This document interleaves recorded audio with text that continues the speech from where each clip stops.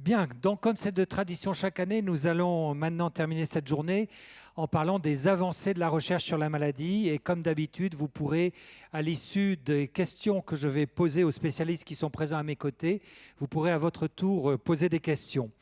Avant de parler de ces avancées, il est important de rappeler que chaque année, l'association France Parkinson finance des recherches.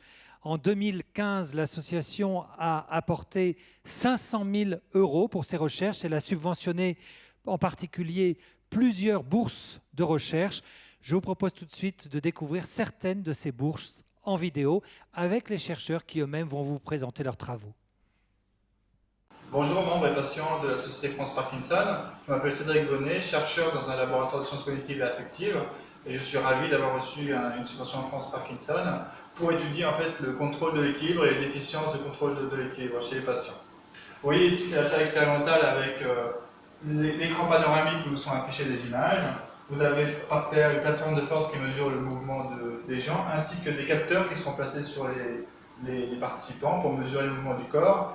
Et un oculomètre ici qu'ils auront sur leur tête pour une casquette pour mesurer le mouvement des yeux. Ils auront à réaliser différents types de tâches visuelles sur cet écran, comme vous le voyez dans ces conditions-là. Et nous analyserons les résultats et nous pourrons vous les communiquer ultérieurement. Grâce à vous, nous pouvons réaliser cette expérience. Merci beaucoup.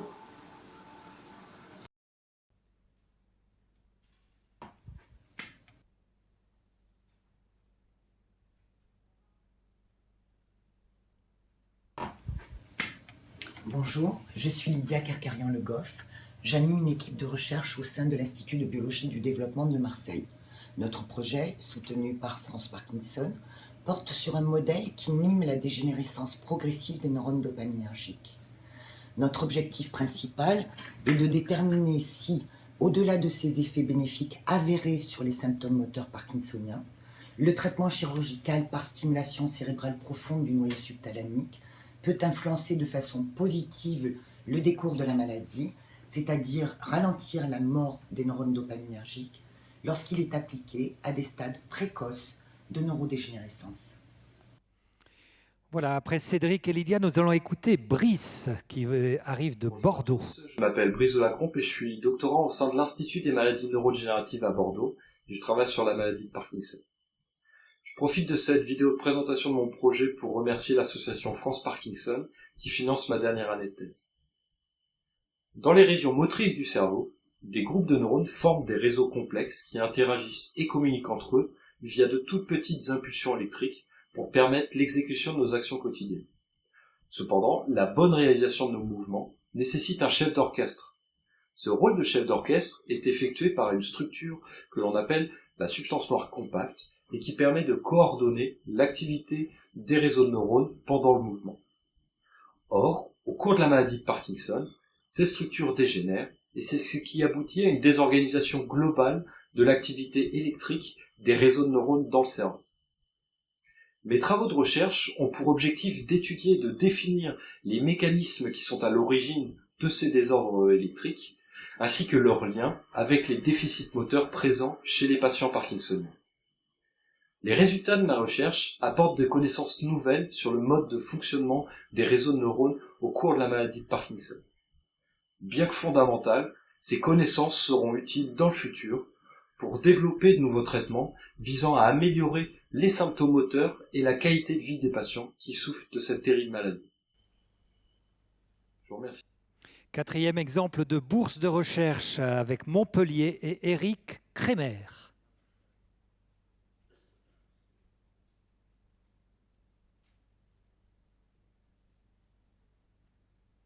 Bonjour, bienvenue dans le laboratoire d'Éric Kremer, qui est notre chef de groupe, et voici Bertrand Beuchet, l'ingénieur de recherche. Nous travaillons en particulier sur la génération de modèles non humains, primates, afin de mieux comprendre la maladie de Parkinson en utilisant des vecteurs viraux. Jean-Marc Thémans, je crois qu'on dit où, Théman, de Lille.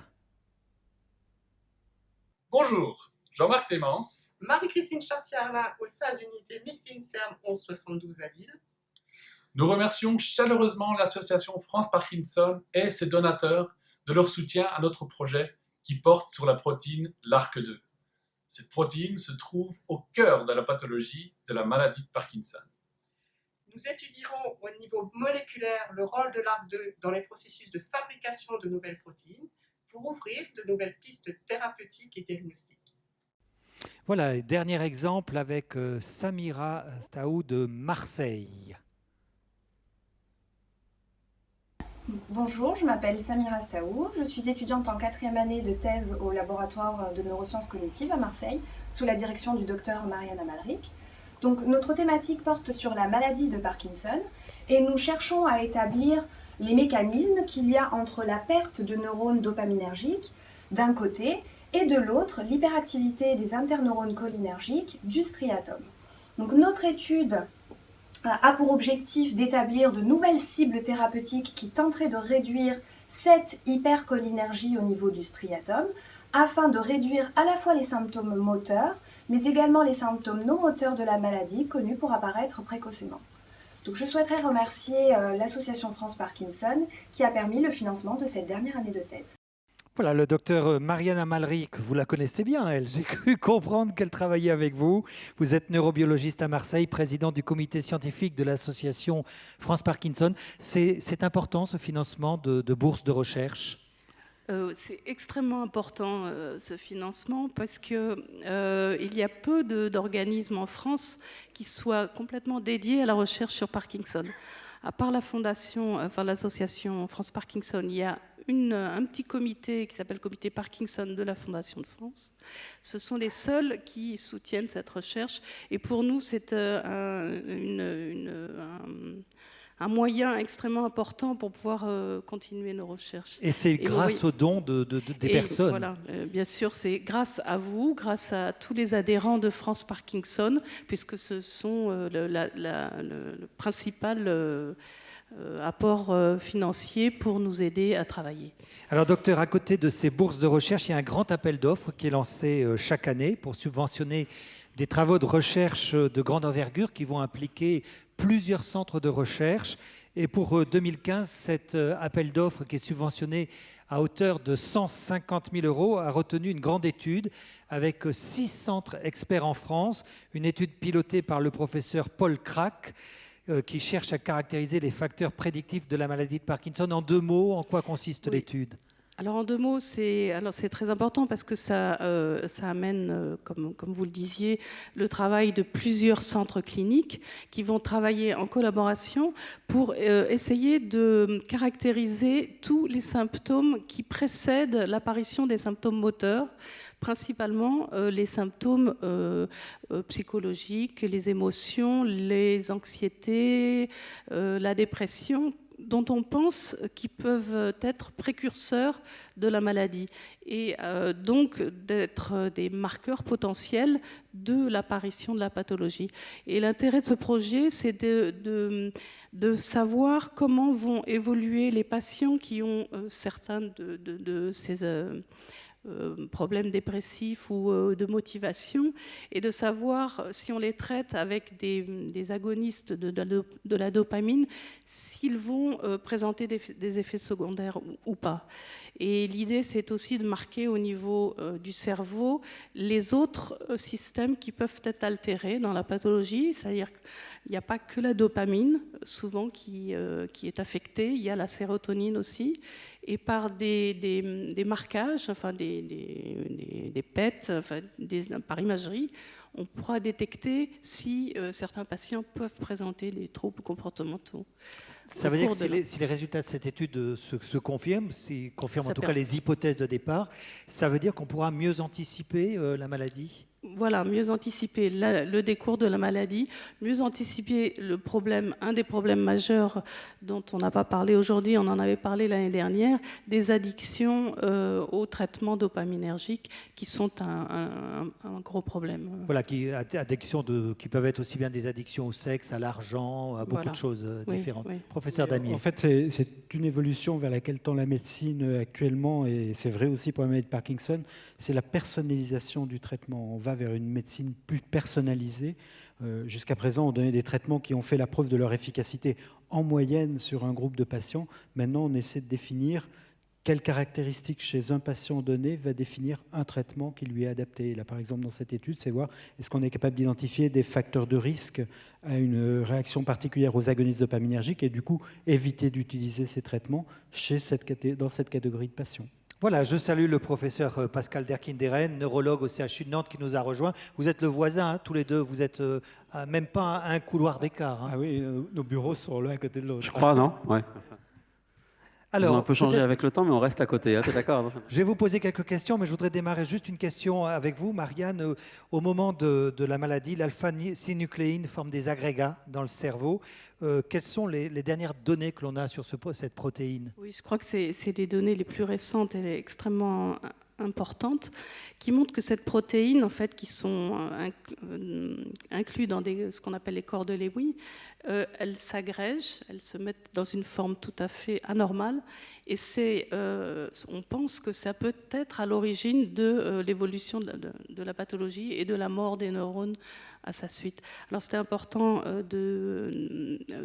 les travaux qui sont en amont essayent de caractériser cette forme agrégée des protéines, de l'alpha-synucléine, et de développer par exemple des immunothérapies pour essayer d'activer des anticorps contre cette protéine qui n'est pas correcte. Et je pense que Pascal va en parler, ça peut aussi être un marqueur très précoce de l'apparition de la pathologie parce qu'on en trouve donc justement dans l'intestin, dans différentes zones du cerveau. Et les données actuelles scientifiques sont extrêmement actives et on est proche du but. Alors justement, Pascal Derkinderen, vous allez nous parler de vos travaux sur les relations qu'il y a entre notre cerveau et notre intestin, ce fameux microbiote dont on entend de plus en plus parler. Alors, ça communique? Alors oui, ça communique. Alors est-ce que ça joue un rôle dans la maladie? C'est peut-être un peu tôt pour le dire quand même, quoi. En tout cas sur l'ensemble. Il y a un lien entre l'intestin et le cerveau, ça c'est certain. Et ce qui est aussi certain, c'est comme Marianne le soulignait, c'est qu'on retrouve dans l'intestin, dans les neurones de l'intestin, les mêmes lésions que celles qui sont présentes dans le cerveau. Ça, c'est validé et c'est incontournable. Après, jusqu'à quel point ça peut jouer un rôle dans le développement de la maladie, là aussi, comme Marianne le soulignait, je pense que ça reste à démontrer. Mais en revanche, on peut considérer que ce qui est intéressant dans notre tube digestif, c'est que c'est un tissu qui est assez facilement accessible du vivant du patient et que ça pourrait permettre de diagnostiquer précocement ou éventuellement de suivre l'évolution. En tout cas, on pourrait imaginer que ça puisse être une sorte un petit peu de fenêtre sur le cerveau. C'est un peu comme une image. Ce voilà, qui se passe dans le cerveau se passerait... Donc, il y a des travaux qui sont en cours là-dessus pour essayer de voir jusqu'à quel point c'est un reflet du cerveau et pour essayer de voir si l'analyse par plusieurs équipes indépendantes permet de retrouver les mêmes résultats. Donc, il y a l'intestin qui est à la mode, c'est vrai. Dans les autres structures qui sont à la mode, on a aussi des nerfs qui sont présents au niveau de la peau et qui permettent de réguler l'érection, la piloérection, enfin le fait que nos poils se hérissent, la sueur ou d'autres phénomènes. Et on sait qu'il y a aussi des petites lésions qui sont présentes, probablement proches de celles du cerveau au niveau de la peau. Donc vous voyez, on peut faire peut-être des biopsies d'intestin, des biopsies de peau, donc certains groupes travaillent dessus. Et le troisième site qui est intéressant, qui est en dehors du cerveau et qui est facilement accessible, ce sont les glandes salivaires. Et il y a des prolongements nerveux aussi dans ces glandes salivaires et qui sont touchés aussi par le processus de la maladie. Donc en fait, il y a toute une stratégie qui vise à, comme Marianne le soulignait, peut-être, on n'est pas certain, mais on pense qu'il y aurait un accès plus simple, bien sûr, à du tissu pathologique et que ça permettrait peut-être un diagnostic précoce et ou un suivi évolutif pour le peu qu'on arrive à faire quelque chose qui puisse être quantifié et plus précis que ce qu'on a à l'heure actuelle. Mais c'est vrai que ça explose un peu en ce moment, oui. Alors on parle souvent de la dopamine quand on veut parler des neurotransmetteurs qui peuvent être utilisés par rapport à la maladie de Parkinson. Est-ce qu'il y a d'autres neurotransmetteurs qui sont intéressants, autres que la dopamine? Marianne pourrait mieux répondre que moi. Moi, je vais répondre. Non, mais chacun peut répondre. Oui. Ouais. Ça, c'est probablement une piste de recherche qui est assez intéressante dans la maladie et qu'il faut voir, vous avez tout à fait raison. Il y a le côté très dopamine, où on sait que les neurones qui contiennent la dopamine sont touchés par la maladie, ils en produisent moins. Mais ce que l'on sait aussi dans la maladie, c'est que les neurones qui sont situés juste en aval du neurone qui est touché par la maladie contiennent finalement aussi des récepteurs. Alors les récepteurs, c'est comme des systèmes de clés et de serrures. Ils contiennent des récepteurs qui sont les clés pour d'autres molécules que la dopamine. Il n'y a pas que pour la dopamine, donc il y a bien sûr des projets qui t'intéressent, qui sont en cours là-dessus. Et en particulier, ce que l'on sait, c'est que ces neurones qui sont relativement gros et qui contiennent beaucoup de ramifications, contiennent par exemple des récepteurs au glutamate, des récepteurs pour certains dérivés du cannabis, pour tout ce qui va être acétylcholine, nicotine, etc. Donc en fait, il y a un panel, ils sont très très riches. Et on imagine, et on a quand même pas mal d'arguments expérimentaux et même cliniques pour ça, qu'en utilisant ces autres voies, qui sont finalement, vous voyez, un peu comme des départementales qui viennent, qui contournent, on pourrait moduler l'efficacité de la dopamine et qui a un intérêt à chercher au-delà de la dopamine, justement sur d'autres cibles. Un des exemples qui est bien connu en pratique, c'est un produit qui est pris par beaucoup de personnes qui ont la maladie de Parkinson, qui est l'amantadine ou le Mantadix, qui est en fait un produit dont on sait qu'il va jouer sur justement peut-être un petit peu la dopamine, mais beaucoup le glutamate.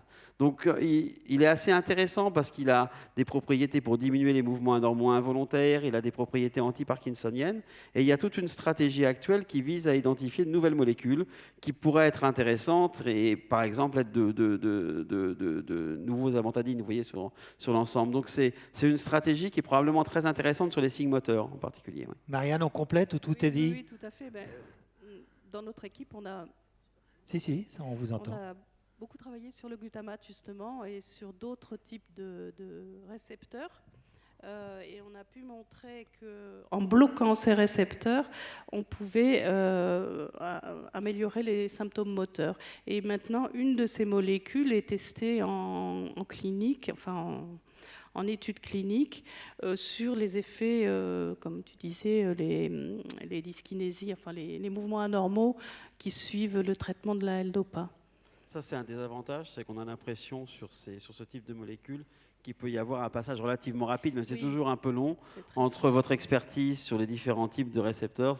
Ça a un côté un peu concret pour les gens qui ont la maladie, puisque vous voyez, on s'approche de produits qui sont déjà disponibles à l'officine. Donc bien sûr, il y a toutes les phases de développement après l'expertise, mais c'est pas si loin du concret pour de la recherche. Bon, le vaccin thérapeutique, on en est loin ou on n'en est pas loin? Parce qu'on en entend souvent parler, d'ailleurs pour beaucoup de maladies. Ça, c'est une question piège, moi je ne sais pas répondre. Pas que pour Parkinson. Tu l'évoquais, oui. Marianne. Écoutez, par exemple, sur cette molécule qui agit sur le récepteur glutamate, nous avons commencé, on n'était pas les seuls bien sûr, dans les années 2002, et ça a été testé et ça va vraisemblablement être développé l'année dernière, quoi. Donc pour vous donner la gamme de temps entre ce qu'on avait montré au niveau de notre modèle animal, les rongeurs, et le développement possible, c'est énorme. Il faut évidemment tester que le composé soit pas toxique, etc. Et qu'il soit efficace. Alors, deux questions sur des médicaments. Pascal Derkinderen, que pensez d'un médicament qui est testé à Lille et qui vise à réduire la surcharge en fer? On dit que cette surcharge pourrait être la cause de la mort des neurones. Alors ça, c'est une question qui est très souvent posée à la consultation. Philippe, tu l'as souvent aussi, enfin, je pense qu'on s'en commentaire. Philippe, il doit l'entendre aussi. Ensemble. Je pense que c'est un travail de recherche remarquable qu'ont fait les collègues lillois.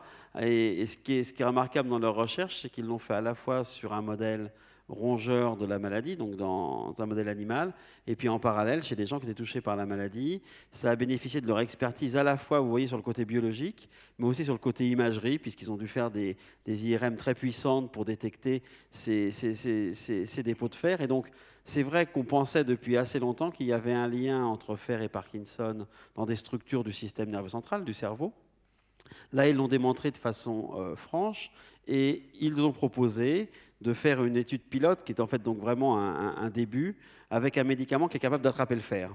Alors après, c'est un peu compliqué parce que si on attrape le fer de façon trop large, on donne une anémie parce qu'on capte le fer et les globules rouges ne vont pas très très bien ensuite. Donc ils ont trouvé une astuce avec un produit qui passe la barrière entre le sang et le cerveau et qui est pas trop méchant pour les globules rouges et qui arriverait à attraper, donc je dis arriverait parce que l'étude est quand même préliminaire, à attraper le fer et à améliorer les symptômes.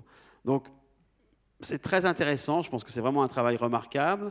Les gens de Lille sont aussi tout à fait d'accord pour dire que c'est préliminaire. Vous voyez, ils ont fait c'est quelques dizaines de patients et de témoins, quoi, en tout cas sur l'ensemble. Donc ils doivent bien sûr le faire sur plus de personnes pour être réellement sûr qu'il y ait une efficacité.